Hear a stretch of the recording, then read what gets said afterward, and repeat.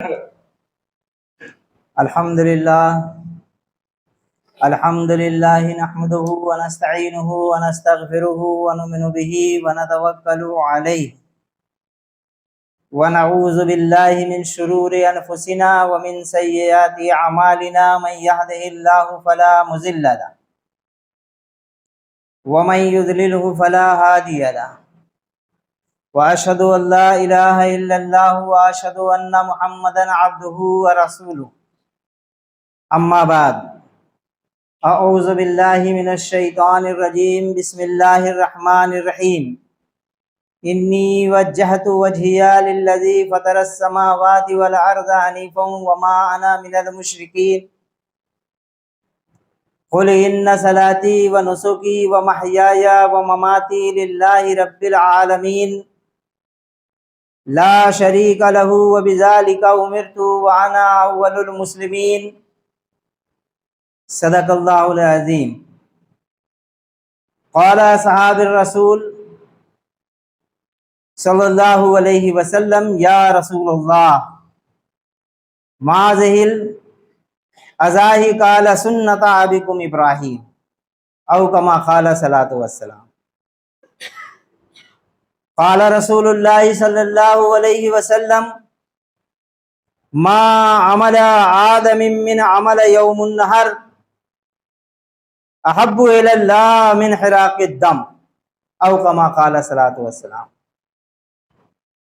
محترم بزرگ حضرات اور نوجوان بھائیوں، السلام علیکم ورحمۃ اللہ وبرکاتہ۔ پچھلے 2 ہفتے آپ کے سامنے ہم نے جس موضوع پر گفتگو کی ہے وہ تھا آسان نکاح۔ اس سے پہلے وارثین جنت کے موضوع پر آپ سے گفتگو ہو رہی تھی جسے روک دیا گیا ہے۔ لوگوں کا کہنا تھا، کئی لوگوں نے مجھ سے کہا کہ آسان نکاح پر ابھی آپ اور گفتگو کیجیے، لیکن ہم نے کہا یہ کسی اور موقع پر یا گاہے بگاہے نکاح کے خطبوں میں موقع ملا کرتا ہے، انشاءاللہ وہاں پر وہ باتیں آئیں گی۔ عید الاضحیٰ قریب تھی، حج کا موسم بھی سامنے ہے، اس لیے ہم نے چاہا کہ یہ 2 ہفتے آپ کے سامنے عید الاضحیٰ کے تعلق سے بات کی جائے۔ ابھی ہم نے آپ کے سامنے جو آیتیں تلاوت کی ہیں یہ وہی آیتیں ہیں کہ جب ہم اللہ رب العالمین کی راہ میں جانور کو ذبح کرنے لگتے ہیں تو انہی آیتوں کا ورد کرتے ہیں۔ بہت سے لوگوں کو بہت سی قربانیاں کرنا نصیب ہوتی ہیں، بار بار انہیں یہ عہد کرنا ہوتا ہے، بار بار وہ اس بات کا اعلان کرتے ہیں کہ ہم نے ہر طرف سے اپنے رخ کو موڑ لیا ہے، ہٹا لیا ہے، اور اپنی پوری توجہ اس رب کائنات کی طرف رجوع کر لی ہے جو زمین و آسمان کا فاطر ہے، اس کا بنانے والا ہے۔ کہو میری نماز، میری قربانی، میرا جینا، میرا مرنا سب اللہ رب العالمین کے لیے ہے، جس کا کوئی شریک نہیں، اسی کا مجھے حکم دیا گیا ہے، اور سب سے پہلے سر اطاعت جھکا دینے والا میں۔ یہ آیت ہے، اس کے اندر جو اعلان ہے اور اللہ رب العالمین سے جو عہد و پیمان ہے، یہ بات ہر مسلمان خواہ وہ جوان ہو یا بوڑھا، مرد ہو یا عورت، اس کے سامنے بار بار آنا چاہیے اور اس کو سمجھنا چاہیے۔ ہم نے جو اعلان کیا سب سے پہلے وہ یہ کہ کائنات کے اندر کوئی ایسی ذات نہیں ہے جس کی طرف ہمارا اپنا رجوع ہو۔ پوری کائنات اور کائنات کے اندر بسنے والا یہ انسان اللہ رب العالمین کا غلام ہے، اور اس غلام کو بار بار یہ اعلان کرنا ہے کہ میں جس آقا کا غلام ہوں اسی کی طرف میری توجہ ہے۔ اور آپ جانتے ہیں کہ جب آدمی غلام ہو کسی کا تو وہاں پر کیوں کا سوال پیدا نہیں ہوتا۔ اگر کوئی شخص غلام ہو اور اس کو آقا کوئی حکم دے تو غلام یہ مجاز نہیں رکھتا کہ وہ کہہ سکے کہ یہ کیوں، کس لیے۔ اگر ایسا کوئی غلام اپنے آقا سے یہ سوال کرتا ہے تو وہ غلامی کے منصب سے خارج، اس کو حق حاصل نہیں ہے۔ اسی بات کا اعلان ہے جو مسلمان اللہ رب العالمین کے راستے میں قربانی پیش کرتے ہوئے اس بات کا اعلان کرتا ہے کہ میں نے ہر طرف سے اپنی توجہ ہٹا لی، دنیا کے اندر کوئی اس لائق نہیں ہے جس کی طرف میں توجہ کروں، اور جس کی طرف میں توجہ کرتا ہوں کیوں کرتا ہوں؟ اس لیے کہ وہ زمین و آسمان کا بنانے والا ہے، اور جس نے زمین و آسمان کو بنایا ہے کل چیزیں اسی کی ہے، اسی کی اس پر حکمرانی، ذرے ذرے پر اسی کی حکمرانی ہے، تمام مال و اسباب اور مال و دولت سب کچھ اسی کا دیا ہوا ہے، اور جس کے راستے میں خرچ کر رہا ہوں اسی کی یہ عطا ہے، میں اس میں کسی اور کو شریک نہیں کر سکتا۔ دنیا کے اندر کوئی اس لائق نہیں ہے جسے میں اس کی ذات، صفات، اختیارات اور حقوق میں شریک کروں۔ یہ پہلا اعلان، میں مشرکوں میں سے نہیں۔ ابراہیم علیہ السلام کی پوری سیرت اس سے بھری پڑی، بار بار آپ کے سامنے وہ واقعات آتے رہے، دہرانے کی ضرورت نہیں ہے کہ ابراہیم علیہ السلام نے ہوش سنبھالتے ہی کس طرح وحدانیت کا اعلان کیا ہے اپنی قوم کے سامنے۔ سب سے پہلے تو باپ ہی کو کہہ دیا کہ ابا جان یہ کیا چیزیں ہیں جس کی تم پرستش کرتے ہو، جس کی تم پوجا کرتے ہو، جن کو تم اپنے ہاتھوں سے گھڑتے ہو پھر بازار میں بیچ آتے ہو، اور یہ قوم کیسی بے وقوف ہے اس کو خدا مان لیتی ہے۔ سب سے پہلے تو باپ ہی دشمن ہو گیا۔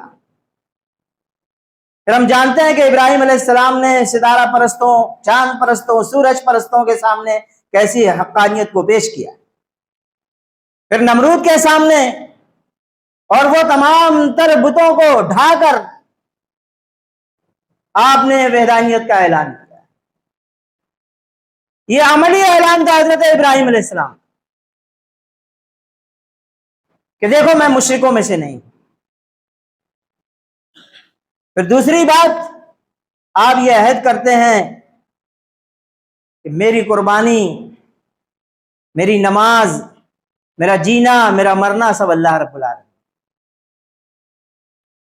کس وقت آپ یہ بات کا عہد کر رہے ہیں؟ اس وقت جب آپ جانور کی سہرگ پر چھری رکھے ہوئے ہیں، اس وقت آپ یہ اعلان کر رہے ہیں کہ کہو میری نماز، میری قربانی، میرا جینا، میرا مرنا سب اللہ رب العالمین کے لیے۔ یہ جو میں پیش کر رہا ہوں یہ مال تیرا تھا، تیرے لیے ہے، سب سے پہلی چیز تو یہ۔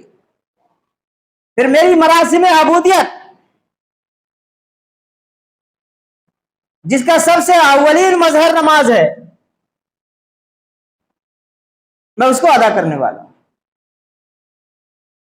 اور میری قربانی، جس طرح آج یہ جانور آپ کے راستے میں قربان کر کے میں یہ عہد کرتا ہوں کہ جس طرح یہ قربانی آپ کے لیے ہے، میری جان بھی آپ کے لیے۔ جب تک جیوں گا آپ کے لیے جیوں گا، آپ کے مقصد کے لیے جیوں گا، آپ کے مقصد کو فالو کرنے کے لیے جیوں گا، آپ کے مقصد کو زمین پر غالب کرنے کے لیے جیوں گا۔ یہی تو ہے۔ پھر اس کے بعد اس بات کا اعلان، اے اللہ میں جانتا ہوں تیرا کوئی شریک نہیں، اور تیرا کوئی شریک کیسے ہو سکتا ہے؟ دنیا میں کسی کی حیثیت میں دیکھ رہا ہوں کہ ایک مچھر کے پر کے برابر بھی نہیں. ایک مچھر کا پر تو پیدا کرنا بہت بڑی بات ہے. وہ ایک کھجور کے گٹلی کے اندر کا جو چھلکا ہے یہ اس کو بھی پیدا کرنے کے قابل نہیں. پروردگار میں جانتا ہوں تیرا کوئی شریک. دنیا کے اندر جتنے مشرک ہیں وہ تیری ذات صفات اختیارات اور حقوق میں جنہوں نے شرک کیا ہے پروردگار عالم میں ان تک بھی وحدانیت کے اس پیغام کو لے کر جاؤں گا. میں جانتا ہوں تیرا کوئی شریک نہیں. انہوں نے بڑا ظلم کیا ہے تیرے. یہ تیری عزت پر حملہ کرنے والے لوگ ہیں پروردگار عالم. میں ان کے سامنے تیری وحدانیت کو بیان کروں گا. میں جانتا ہوں تیرا کوئی شریک نہیں. مجھے تو حکم اسی کا دیا گیا ہے. اللہ پاک کی طرف سے جو حکم ہے وہ یہی ہے کہ تمہارا جینا اور مرنا سب اسی کے لیے ہونا چاہیے. تمہیں تو حکم دیا گیا ہے کہ تمہیں ہم نے انسان بنا کر پیدا کیا اس زمین پہ تاکہ تم مجھے پہچان سکو اور میری بندگی کر سکو. اور میری بندگی کا اولین مظہر یہ ہے کہ تم اللہ کی راہ میں جب تم پر بڑی بڑی مصیبتیں آئیں آزمائشیں آئیں تم ابتلا سے گزارے جاؤ تو صبر کے ساتھ پہاڑ کی طرح جمے رہو جیسے حضرت ابراہیم علیہ السلام جمے رہے. یہ حکم سننے کے بعد سب سے پہلا انسان میں ہوں جو سر اطاعت جھکانے والا. یہ عمل سب سے پہلے میں کروں گا. بعد میں جسے سنا رہا ہوں وہ کریں گے پروردگار اعلیٰ. یہ سب سے پہلے تو مجھ پر واجب ہے. پھر وہ احادیث جو ہم نے آپ کے سامنے پڑھی. اصحاب رسول صلی اللہ علیہ وسلم نے آپ سے پوچھا کہ اللہ کے رسول صلی اللہ علیہ وسلم یہ قربانیاں کیا ہیں؟ تو آپ صلی اللہ علیہ وسلم نے ارشاد فرمایا کہ یہ تمہارے باپ حضرت ابراہیم علیہ السلام کی سنت ہے.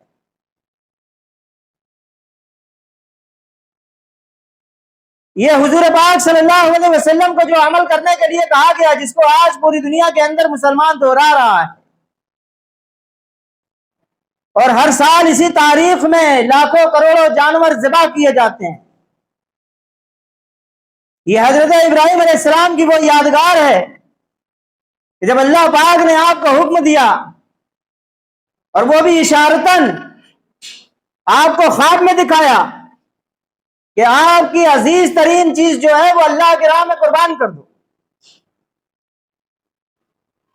اور حضرت ابراہیم علیہ السلام نے جب غور کیا تو انہیں لگا کہ سب سے زیادہ عزیز ترین چیز میرے پاس میری اولاد ہے حضرت اسماعیل علیہ السلام کی شکل میں.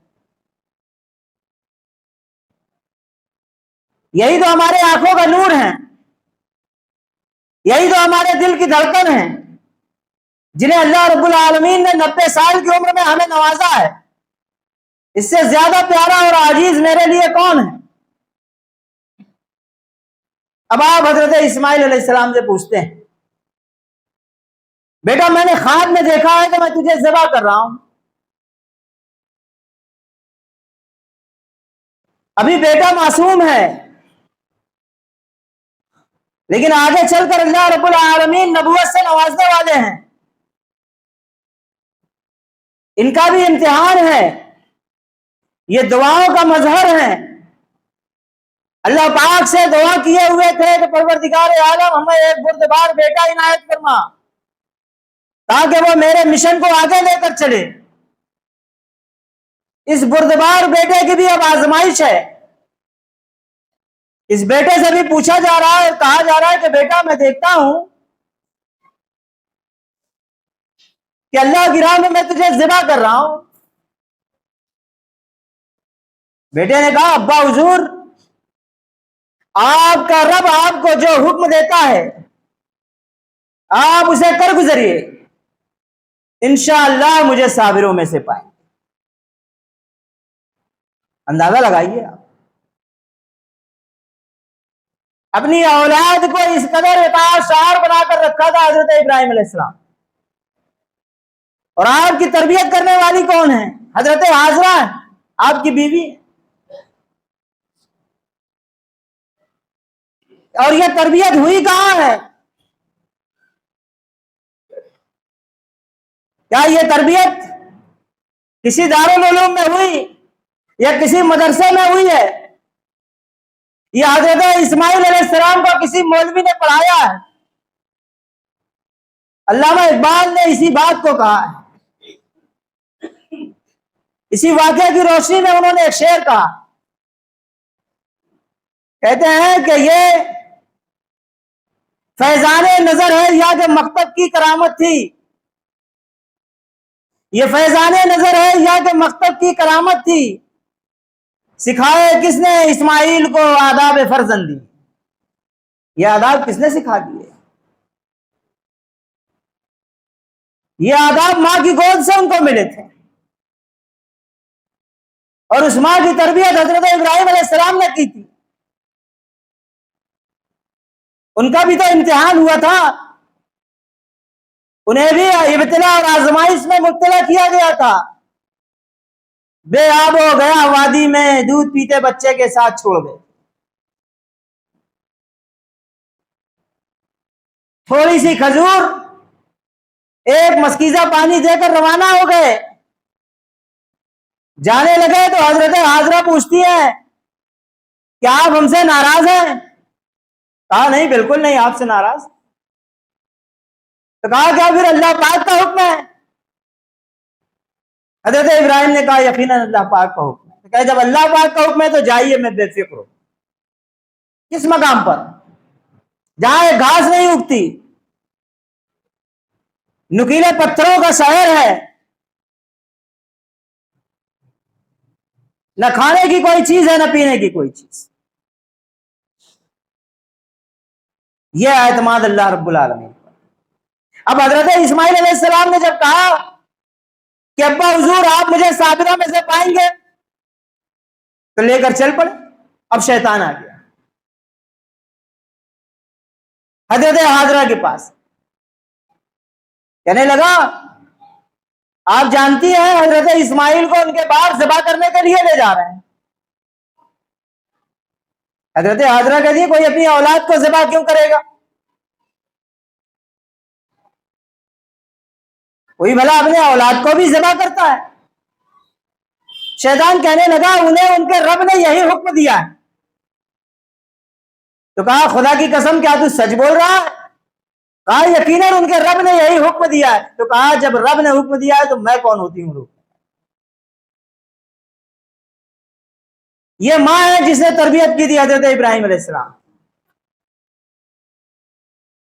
اور جب حضرت ابراہیم علیہ السلام لے کر چلے اور حضرت اسماعیل علیہ السلام کو حضرت ابراہیم علیہ السلام نے جب پٹخ دیا اور سارگ پر چھری چلانے والے ہی تھے کہ اللہ پاک کا حکم آ گیا کہ ابراہیم اپنا ہاتھ روک لو، تم نے خواب کو سچ کر دکھایا۔ یہ وہی یادگار ہے جو آج پوری دنیا کے اندر مسلمان مناتے ہیں۔ اب یہ یادگار کوئی معمولی چیز نہیں ہے، تھوڑا اندازہ لگائیں۔ حضور پاک صلی اللہ علیہ وسلم نے ایک بات ارشاد فرمائی، کہا کہ جو لوگ قربانی کی استطاعت رکھتے ہوں اور پھر وہ قربانی نہ کریں تو وہ میرے عیدگاہ کے قریب نہ آئیں۔ دیکھیے یہی بات حضور پاک صلی اللہ علیہ وسلم نے روزوں کے متعلق بھی کہی۔ آپ نے ارشاد فرمایا کہ جو لوگ اپنے آپ کو مسلمان کہتے ہیں اور روزہ رکھنے میں انہیں کوئی پریشانی بھی لاحق نہیں ہے اور وہ روزہ نہیں رکھتے تو وہ میری عیدگاہ کے قریب نہ۔ مماثلت کیا حضور پاک صلی اللہ علیہ وسلم نے روزے سے قربانی۔ اور آپ کو معلوم ہے کہ سب سے زیادہ مقدس راتیں رمضان مبارک کی ہیں، آخری عشرے، اور اس آخری عشرے کے اندر ایک رات شب قدر ہے، اور شب قدر کے اندر قرآن نازل ہوا یا قرآن نازل ہونا شروع ہوا۔ انا انزلناہ فی لیلۃ القدر، ہم نے اس قرآن کو لیلۃ القدر میں نازل کیا. بالکل اسی طرح عید الاضحیٰ کے 10 روز آخری عشرے کے بعد جو سال کا سب سے بہترین دن ہے وہ عید الاضحیٰ کے یہ 10 روز. اور ان 10 روزوں میں سب سے بہتر دن عرفات کا دن ہے، جب حاجی عرفات میں ہوتے ہیں، 9ویں تاریخ. اور یہ 9ویں تاریخ ہے جس میں حضور پاک صلی اللہ علیہ وسلم نے حجۃ الوداع کا خطبہ دیا. اور اس خطبے کے اندر جو آپ نے آیت پڑھی اور کہا کہ یہ سب سے آخری آیت ہے قرآن عظیم کے اندر، تو معلوم ہوا کہ قرآن جو رمضان المبارک میں شروع ہوا ہے نازل ہونا، اور وہ عرفات کے میدان میں بقرہ عید کی یعنی عید الاضحیٰ کی 9ویں تاریخ کو مکمل ہوا. اور وہ آیت کون سی ہے؟ الیوم اکملت لکم دینکم واتممت علیکم نعمتی ورضیت لکم الاسلام دینا. یہ آیت ہے جو آخری آیت ہے قرآن. یہ مماثلت ہے رمضان المبارک میں اور عید الاضحیٰ میں. ہم نے اسے معمولی بات گوشت کھانا سمجھ رکھا ہے، اور گوشت کی بھی حیثیت ہم نے کیا کر دی؟ وہ چیز جو رمضان المبارک میں اللہ پاک نے کہی تھی کہ ہم نے تم پر روزے فرض کر دیے گئے، اسی طرح جیسے پچھلی امتوں میں فرض تھے. اور اس کی غرض و غایت یہ ہے کہ تمہارے اندر تقوی پیدا ہو. قربانی کا بھی یہی معاملہ ہے. اللہ تعالیٰ نے کہا کہ اللہ رب العالمین کو تمہارا خون اور تمہارا گوشت نہیں پہنچتا، تمہارا تقوی پہنچتا ہے. تم نے کتنے اخلاص سے، اللہ رب العالمین کے کتنے خوف سے اس قربانی کو اللہ کی راہ میں پیش کیا ہے، اللہ تعالیٰ کو یہ پہنچتا ہے. اس کے اندر کیسی کیسی بھلائیاں ہیں. کیا قربانی کرتے وقت تم نے ان باتوں کا خیال رکھا؟ اور ہمارے یہاں تو فقہی مسائل کے بہت زیادہ خیال رکھے جاتے ہیں. فقہی مسائل پوری امت کے اندر بہت بیان بھی ہوتے ہیں. سینگ ذرا بھی ٹوٹی ہوئی نہیں ہونا چاہیے، بکرے کے اندر کوئی عیب نہیں ہونا چاہیے، وغیرہ وغیرہ. یہ بہت ساری چیزیں آدمی دیکھتا ہے، لیکن جو اصل چیز ہے، جو اس کی روح ہے، اس کو اصل چیز وہ روح دیکھنا. اگر بکرا بہت کمزور بھی ہوگا تو چلے گا، بکرا بہت خوبصورت بھی نہ ہو تو چلے گا، اگر اس کی روح آپ نے دیکھی ہے. اور وہ اصل روح کیا ہے؟ بکرے میں جو روپیہ آپ نے خرچ کیا ہے، جانور میں جو روپیہ آپ نے خرچ کیا ہے، اس کو کمایا کہاں سے؟ حلال کمایا یا حرام کمایا؟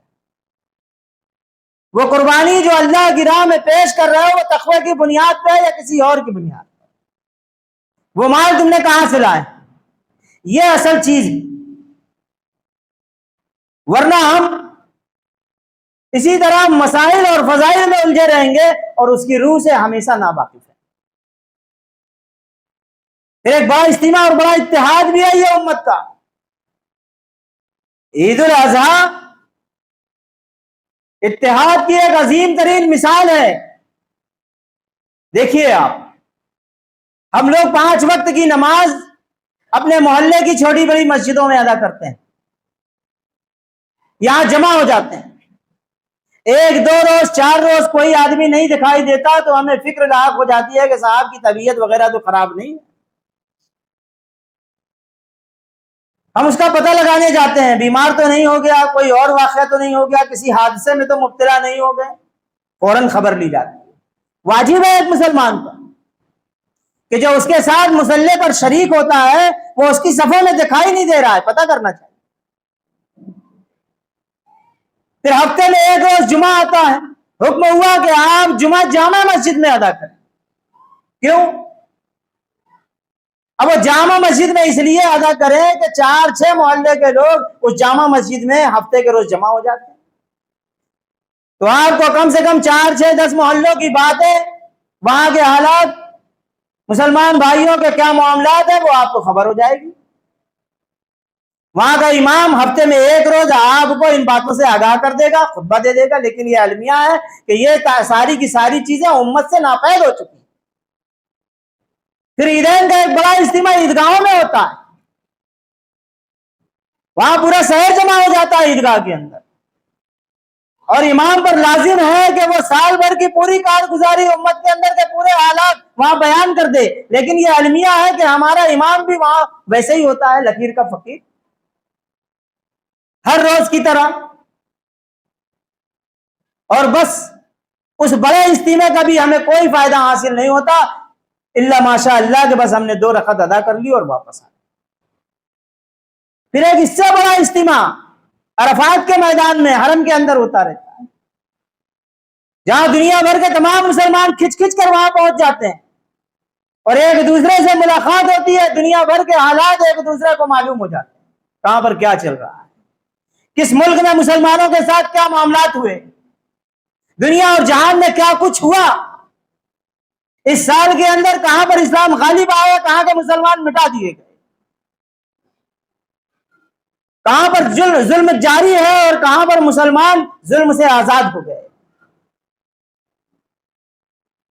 لیکن المیہ یہ ہے کہ آج تو کعبے کا امام کے اوپر بھی پابندی ہے کہ اگر وہ صرف اور صرف اہل حق کے لیے دعا کر دے تو جیل کے اندر ٹھوس دیا جاتا ہے. یہ المیہ، یہ ساری چیزیں کیوں ہو گئی؟ یہ صرف اسی لیے ہو گئی کہ ہم نے اس حقیقت کو، جبکہ قرآن مکمل ہو رہا تھا اور وہ آیت نازل ہوئی تھی الیوم اکملت لکم دینکم واتممت علیکم نعمتی ورضیت لکم الاسلام دینا، اس حقیقت کو بھلا دیا. اب وقت ہوتا ہے تو اس حقیقت کو اور آگے آپ کے سامنے بیان کر دیتے ہیں، لیکن وقت چونکہ زیادہ ہو گیا، ہم اپنی بات کو یہیں پر روک دیتے ہیں اور انشاءاللہ اس کے آگے سے اگلے ہفتے آپ کے سامنے کچھ باتیں رکھیں گے. ربنا تقبل منا انک انت السمیع العلیم وتب علینا انک انت التواب الرحیم، وآخر دعوانا ان الحمد للہ رب العالمین.